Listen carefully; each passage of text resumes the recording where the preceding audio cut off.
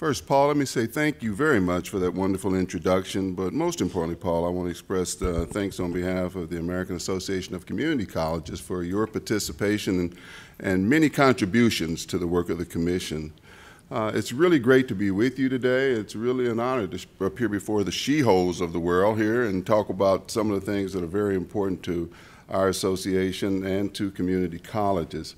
While my remarks this morning will primarily be about the 21st Century Commission report, I'm going to also speak about some of the things that I think Jamie touched on so very well this morning. In fact, I told him as he was leaving that he did a wonderful job of setting me up when he started talking about the need for change in higher education and why it was so important.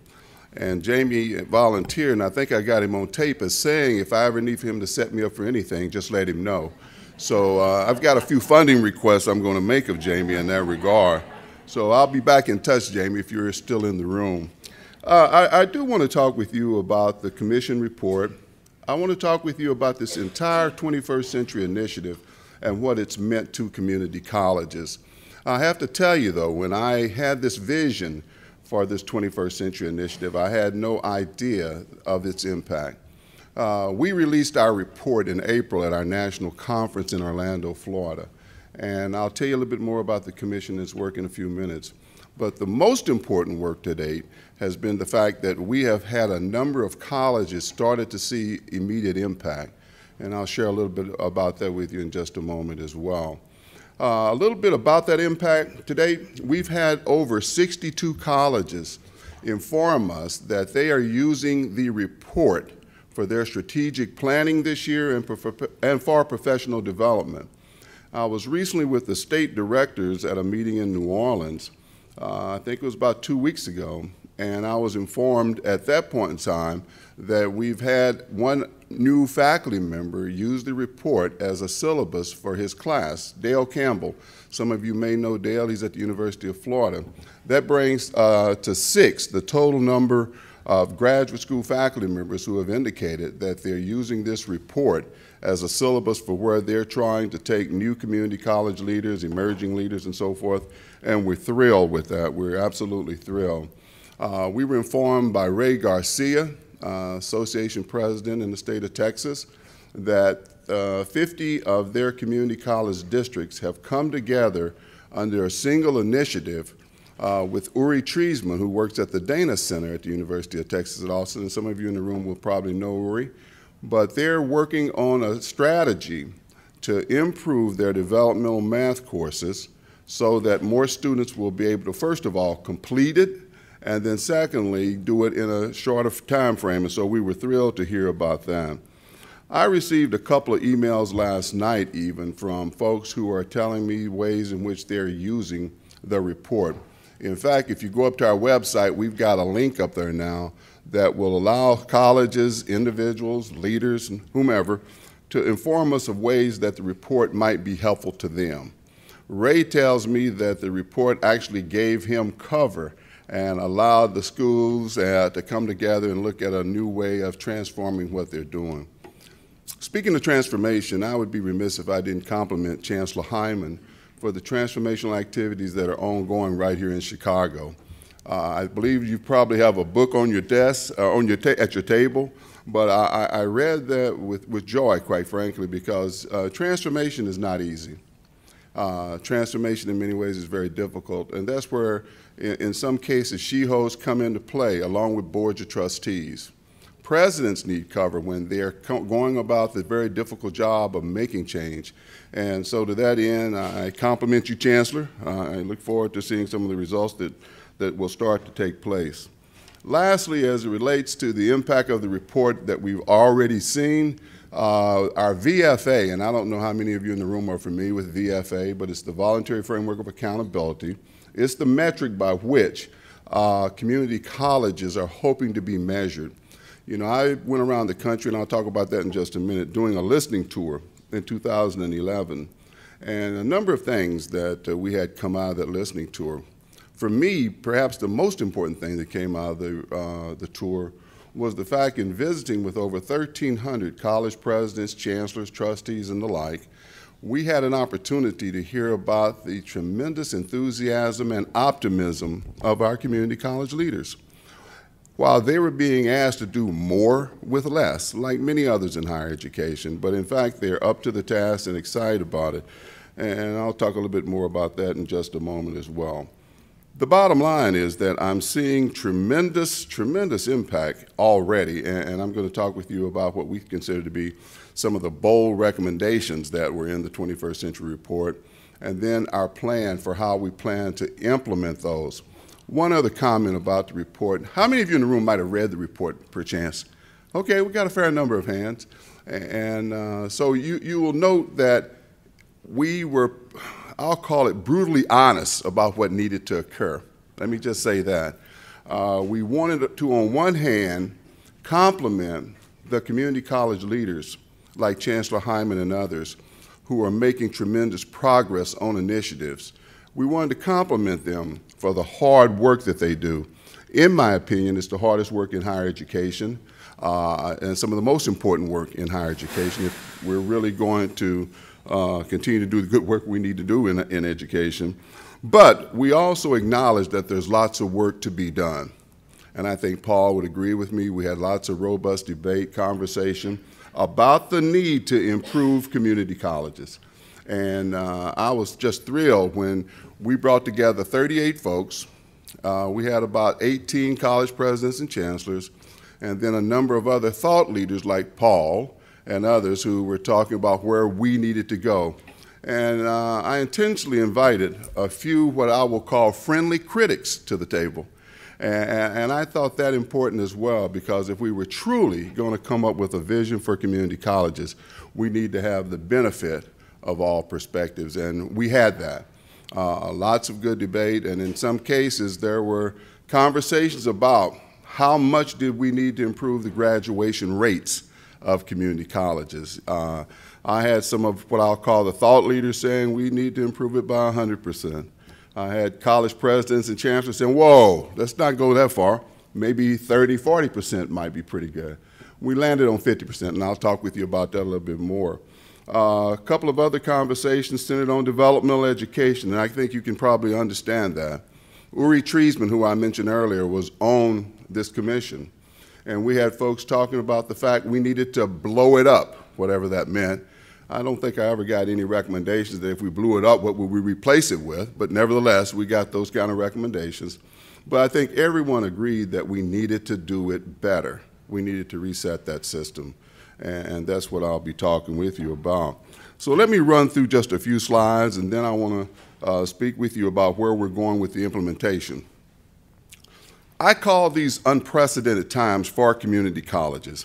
And the reason I call them unprecedented times is because never before, and I've been in the vineyards of community college education since 1974, have I seen community colleges be at the forefront of so many discussions about higher education. I had a number of people contact me after the President's State of the Union speech. Secretary Cantor was in the room. I don't know if she's still here or not. There she is. She's my good friend back there. Martha, thank you so much for all you do, and I can't tell you how much we appreciate your bold vision and your work, and Secretary Duncan.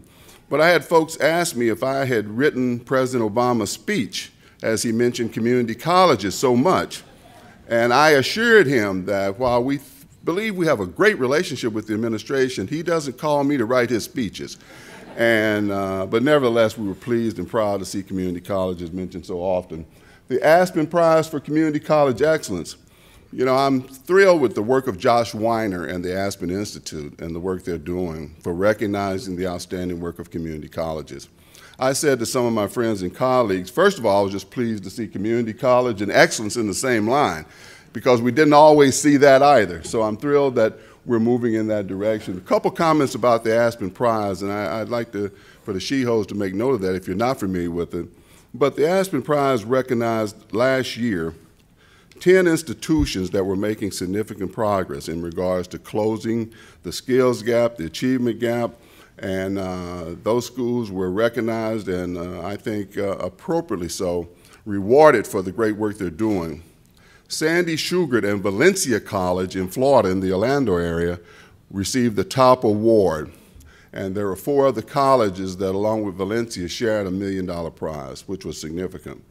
But I think more than the money, the recognition of being able to say that they were the best of the best is significant. But it's also helped to set a standard for where we want to take all community colleges. The one piece that came out of that whole discussion for me that was equally important as the performance was the fact that of all 10 of the top colleges, the presidents had all been there a minimum of 10 years. 10 years, that is significant as well. And when I'm speaking with boards of trustees now, I tend to mention that fact that oftentimes we've had board members that thought if they flipped presidents, they could get different results. And the truth of the matter is it takes sustained effort to really make a difference. Sandy Shugart would tell you that. He said to me that, Walter, we just kept pushing and pushing and pushing, and around year 6, 7, we started to see improvement, and around year 9 and 10, it really got better. So that's an important component of what you've seen happen. And again, I applaud all those colleges who are moving down the road of trying to do more with transformation and improvement in their systems. But a few other things I've listed up here. We've had a White House summit, thanks to Secretary Cantor, and regional summits that focused on community colleges. We've had dollars that have been at least proposed for community colleges. Don't know if that's ever going to happen. I've said to folks, don't write any checks yet. We'll wait and see how that turns out. The other piece of this is that 44 states, I believe, have fewer dollars in higher education budgets, which will ultimately mean fewer dollars for community colleges than they did the preceding year. We've got a number of states that are moving towards performance-based funding. I don't think there's a president out there I know that probably doesn't agree with that. The question becomes, what performance will be evaluated, will be measured, and by what metric? And that becomes the key discussion as well. Enrollments were up last year by about 2.4%, while state support per student was down. Most enrollments this year that I'm hearing about are either flat or slightly down, and folks are still trying to figure that out. While we're still premature to make a final decision about fall, nevertheless, those are some conversations. I think I'm speaking to the choir this morning when I tell you a little bit about community colleges, but I'd be remiss if I didn't. I think most of you are familiar with these statistics up here, but if you're not, 46% of all the U.S. undergraduates are enrolled in community colleges, 50% of the new nurses, 80% of credentialed first responders, more than 50% of the minority undergraduates, and 57% of adult learners are in community colleges. If you want to really sound smart in front of your colleagues the next time you're with them and they say how many colleges are in the community colleges in the country, you can tell them specifically 1,167. Now that's today. In some states, and some of the she-holes in the room would be familiar with this, we've got districts that have gone from 10 colleges to 1. We've got districts that have gone from 1 college to 5. So it really depends on how you count them and what they're doing in regards to accreditation and whether or not they're singularly accredited or if they're accredited by campus. 13.3 million students being served today. 58% are part-time, 42% are full-time, and that's probably pretty similar to the 4-year universities and colleges as well. I've got a quote here that I found and was shared with me from YouTube, and it says, "We are educating for careers that have not been created using technology not yet invented to solve problems that haven't been discovered." And I think that really speaks to one of the challenges that many community college leaders have, and that's how do you prepare training, buy equipment, hire faculty for jobs that don't even exist yet, but yet the business community expects that of us. Jamie spoke eloquently this morning, I think, to the need to better align our training in all of higher education, and especially in community colleges, with the jobs that are out there and the jobs that we're predicting. By the way, that says shift happens, S-H-I-F-T. I want to be clear about that. So if you can't see it very well, put your glasses on. Just want to make sure that you understood that. Let me sort of set the stage for our commission work, and I'll tell you, community colleges serve as a gateway to higher education as a result of middle class. I've said already that we enroll more than half of the students in higher ed. These were some of the challenges that the commission took on in order to do its work, and we had the opportunity of hearing not only from the 38 members of this commission, but from a host of others that came in to speak with us about some of the critical issues in higher education today. Success rates, unacceptably low. employment preparation not adequately connected to the job market needs, and we don't have the appropriate handoffs between high schools, community colleges, and baccalaureate institutions, and they're frequently dropped. I had the pleasure yesterday of speaking in Salt Lake City to Salt Lake Community College and talking about the report and where we've been and where we're going, but also using that as an opportunity to hear about best and promising practices.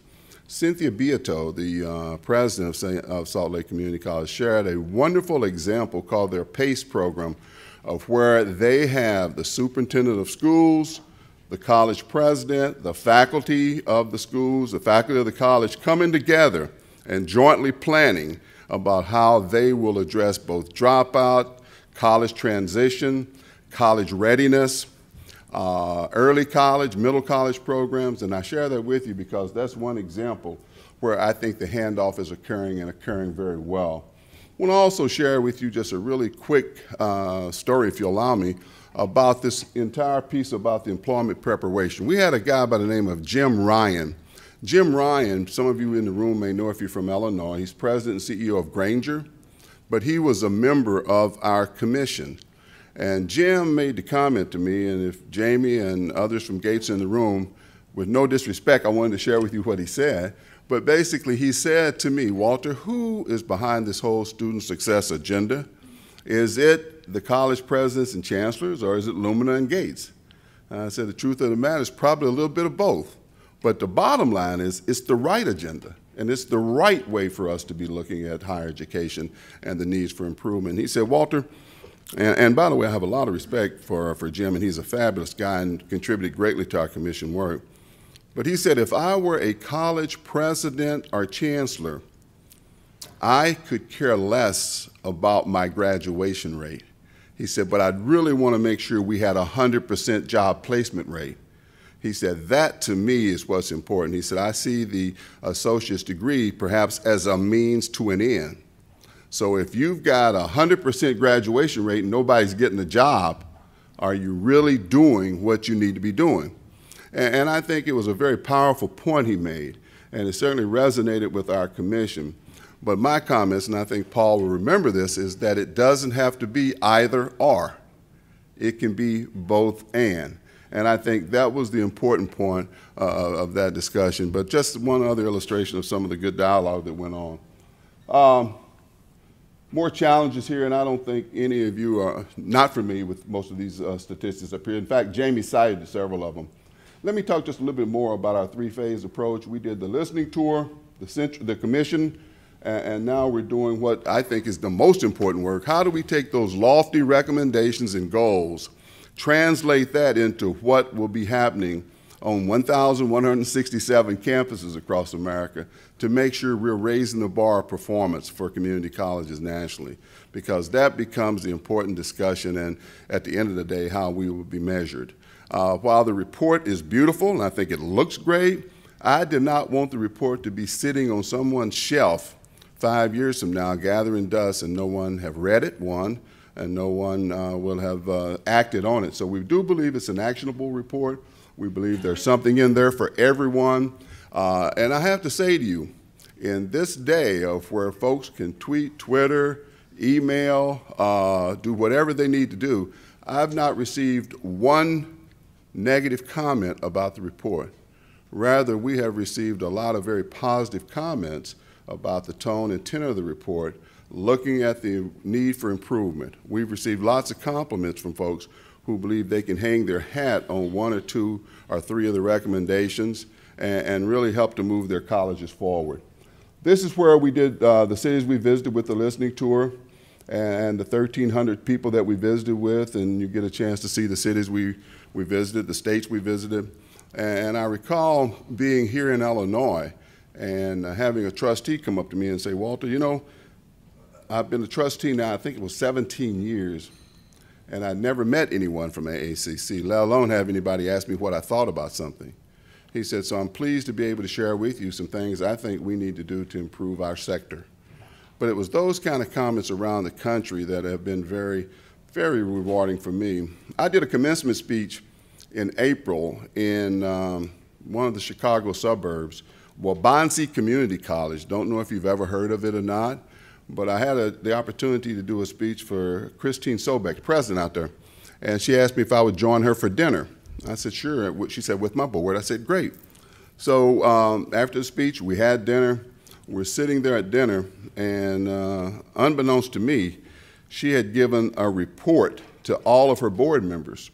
So while we were having salad, the one board member said to me, you know, Dr. Bumphus, on page 37, what did you mean? I said, oh my God, you actually read the report, huh? So fortunately for me, I did remember what we meant, Paul, and I was able to articulate that. And then he said to me, well, what do you think was one of the more important recommendations in it? And I shared that with him. And then this other lady said to me, she said, Dr. Bumphus, what do you mean by boutique programs? And I said, you're referencing page 14, aren't you? She said, oh my God, he did read it. He did write it. But the bottom line, on page 14, we talk about the need to go away from boutique programs and take things to scale. All of you have talked about that before. Boutique programs mean we got great programs, great results, but they're usually programs for 50, 100, 200 students. How do we take these same programs and make them effective for 2,000 students, 3,000 students, 10,000 students? That becomes our challenge, and that's what we need to do. Twofold mandate, safeguard the fundamental mission of community colleges, that being access. We have done that remarkably well in terms of access. For over 100 years, we've been good at that. But now the question turns on, and Secretary Cantor and others have really been instrumental in helping to support the move from access to student success. And I think most of us are involved in that. In fact, all of higher education is involved in that. I'm pleased to work with members of what we call the Big Six with an attainment commission that we have. And we're all concerned about that and how do we move forward with that. Now to the implementation work. We've got a steering committee that I have appointed. We hope to begin our work in another couple of weeks. We've been very fortunate both for the commission's work to have received significant funding from the Gates Foundation, Kratzky, ACT, and ETS. And I'm equally pleased to say to you that we've had another major commitment from Kratzky. I hope to get, I've heard verbally, and I've had an email from Gates, and we hope to get a letter from them sometime in the next few days that will be more funding for us to do the implementation work. But this is the hard work, and this is where we really need the support. But we've got a steering committee, and then we've got 9 work groups that are made up. I was hopeful that a 25 to 30 member steering committee would be pretty similar to the commission that I had, and that we would go forward. But little did I know that I would have such response from the community college community. In fact, we're now up to 108 people who have indicated a strong interest in being on this implementation task force and team. And so I'm trying to work a way that we can do that and do it effectively. But for those of you who've been on commissions and various panels, you know it's difficult to do it with too many people. So the bottom line is we're moving in that direction, and I think we'll have a solution very soon. If you want to see what the framework for the work looks like, it looks sort of like this. A steering committee with 9 implementation teams. And these 9 implementation teams are designed and have specific charges to address the 7 recommendations that are in the report, and probably a whole lot more. Probably a whole lot more when you start to think about it. But these 9 implementation teams will work, and then the committee, steering committee, will pull that work together. We hope to have a 2-year process where each one of these teams will do their business in no longer than 2 years, but I'm hopeful that there will be some teams that will work for 6 months and get finished with their work. We've already had 1 meeting of our workforce team, and I was thrilled with that. Some of you in the room might know Keith Bird. Keith was our facilitator, did a great job. We brought together 25 to 30 of the top workforce development people in the country, had some great discussion about where we needed to go. And so I'm real thrilled with where we are with this particular initiative at this point. Essence of the report, the American dream is at risk, and you'll read about that if you've read the report, and I won't say anything more. The report comes in, I guess, 3 levels.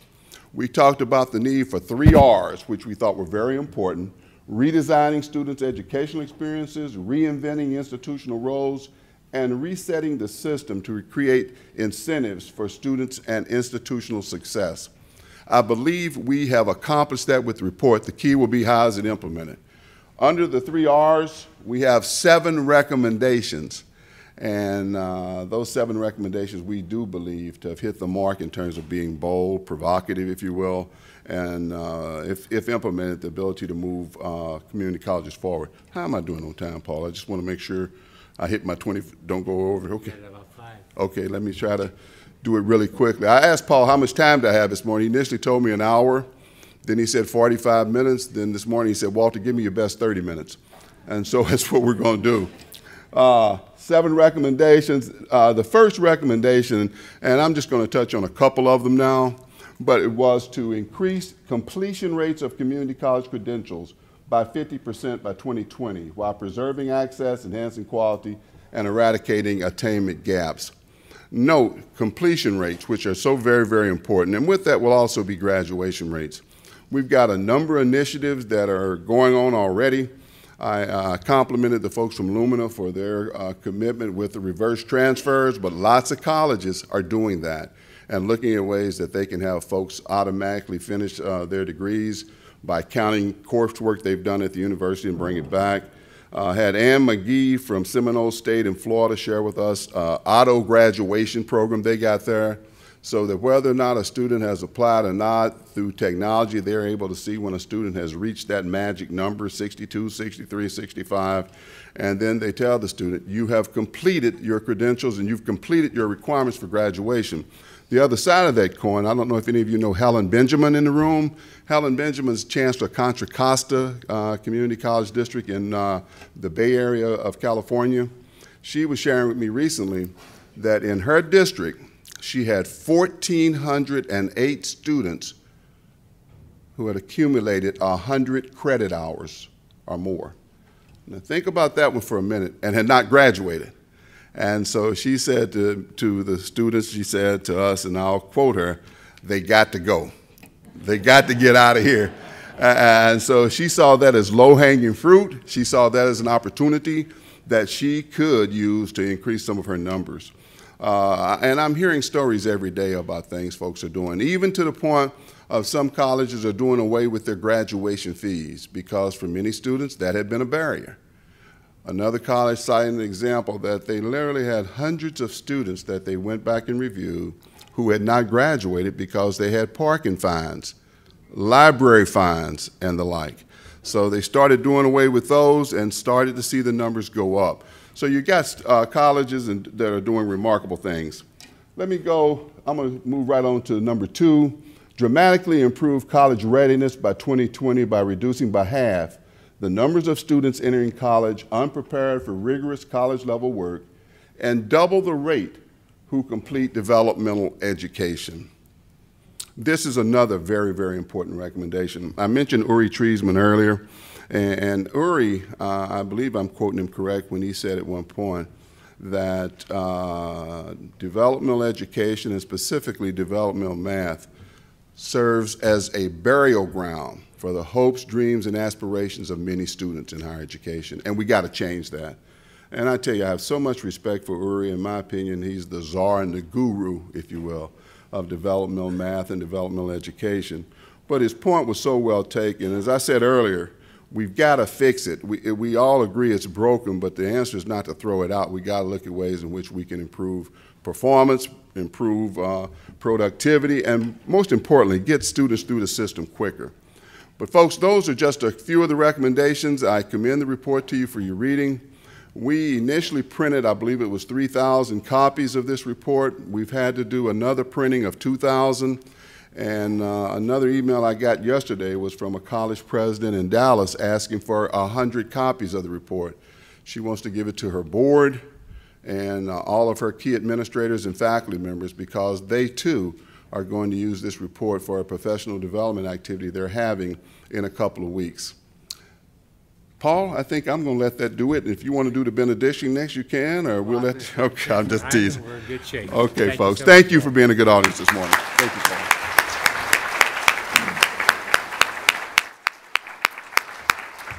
Now I'd like to invite Chancellor Hyman to the podium to tell you a little bit about how this is working out in Chicago.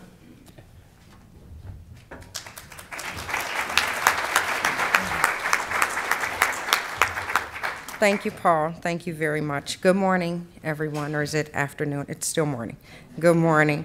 I want to thank Paul, Walter, and the SHIEL executive officers for inviting me to respond and talk about what's going on here in Chicago today. I think it's a particular pleasure to be able to do so here in Chicago, which is, of course, my hometown. I think Chicago is a perfect setting for this discussion about the future of community colleges for reasons both historical and contemporary. The history of community colleges in Chicago runs very deep. The idea of a junior college modeled on the first 2 years of a four-year college was first suggested by William Rainey Harper, the founding president of the University of Chicago. Dating from World War II, community colleges had a dual mission of preparing students for both transfer and to head into the workforce. Today, we have that same dual mission. We are still fundamentally concerned with opening the doors to post-secondary education to all Americans, supporting people in their pursuit of the American dream through education. While we have always been concerned with access to opportunity, today we must couple our focus on access with a focus on student success. As Walter made very clear, if community colleges are to continue to fulfill their mission and serve the needs of students in the 21st century, they must change. They must be redesigned for our times. That is exactly what City Colleges of Chicago has been doing through its Reinvention initiative since I came on board in 2010. We have reorganized, recognized challenges within our institution, very similar to those noted in the report as facing community colleges, all community colleges across the country. The report calls for reimagining community colleges. That's what City Colleges Reinvention, now heading into its third year, that's what it does. I'll briefly summarize what we've done thus far and some of the major challenges we faced during the process, which we believe can serve as a model for other community colleges considering undertaking comprehensive change. When I took office 2 years ago, I called for a diagnostic review. Having had a positive experience at City Colleges myself, I was shocked at what we found. More than 90% of incoming students at City Colleges needed remediation, regardless of whether they came from public or private high schools. 54% of students dropped out after 15 credit hours, or the equivalent of 1 semester, and we had a 7% graduation rate. The numbers were absolutely unacceptable. We knew that our students and our city deserved better, that we needed to act deliberately and strategically. So with the mayor's blessing and the support from the civic and business communities, we embarked on a reinvention involving all stakeholders. When he took office last year, Mayor Emanuel renewed my mandate for change, telling me, and I quote, to double down on our reforms. So we have 4 goals through reinvention, and they are fourfold, and I'll tell you what they are. Number 1, increase the number of students earning college credentials of economic value. Now, my speech didn't call for me to explain that, but I will, because I've heard Walter speak several times about this debate about graduation rate, and should we focus on increasing the graduation rate or the job placement rate. I think all too often in community college or higher education debates, we get into these either-ors. Either we do this, either we do that. Either we train for the workforce, either we prepare people for 4-year. I think those are false debates, and I think what the debate should be about is how we do both better. How do we continue down our dual mission of both preparing students for 4-year degrees like I did, or how do we prepare students to go right into the workforce, which many of them need, our city needs, this nation needs. So what we're focused on at City Colleges of Chicago is how do we create a clear pathway for every single student coming to our door that is of value to them, and ensure they complete what they came there for, and whatever they complete is relevant to both the four-year institutions and the workforce. So when we talk about college credentials of economic value, when a student comes to City Colleges and invests their time and their money, the credential that they receive is relevant either to the four-year institutions or the workforce, and we are strongly focused on completion. However, within that completion, we have a strong focus on increasing the graduation rate, because we do believe that is very important. Our second goal in reinvention is to increase the rate of transfer to bachelor's degree programs. We quite often hear, or I quite often hear, that our graduation rate is so low because many students come to us and they want to transfer to four-year institutions. Well, that is true, but when I look at the transfer rate, it's only 16%, and when I look at how many of those students actually complete their four-year degrees, it was only 4 to 5%. So we need to work on that goal as well. Our third goal is to dramatically improve outcomes for students needing remediation. As Walter said, it's not an option to not do it. We just need to figure out how to do it better, and that involves close alliances with our K through 12 systems. The fourth goal is to increase the number and share of adult education students who advance to and succeed in college-level courses. Very important population to serve within community colleges, and we must not leave them out or forget about them as well. These are what we call common sense objectives, yet they were truly radical and almost revolutionary on our campuses when we articulated them 2 years ago. We have created a permanent department that is dedicated to continuing improvement. Students, faculty, and staff are supported to develop and implement solutions to our challenges. In fact, this fall we would have had 40 faculty members who have spent collectively 35,000 hours, which is the equivalent of 14 work years, on the reinvention initiatives to date. The AACC report says it's time to go beyond a culture of anecdote to a culture of evidence. That's exactly what our reinvention task forces have been doing. We have been intensely studying City College's core challenges and proposing evidence-based solutions, which are then stress tested. You can take a look at a number of the solutions we have developed thus far in the Reinvention Chapter 2, which are on your tables. Walter had a presentation, I have a book, so we were balanced each other very well. While it is still early, we have made significant progress. Our graduation rate is up 3% from when I arrived as Chancellor in 2010. Now that takes us to 10%.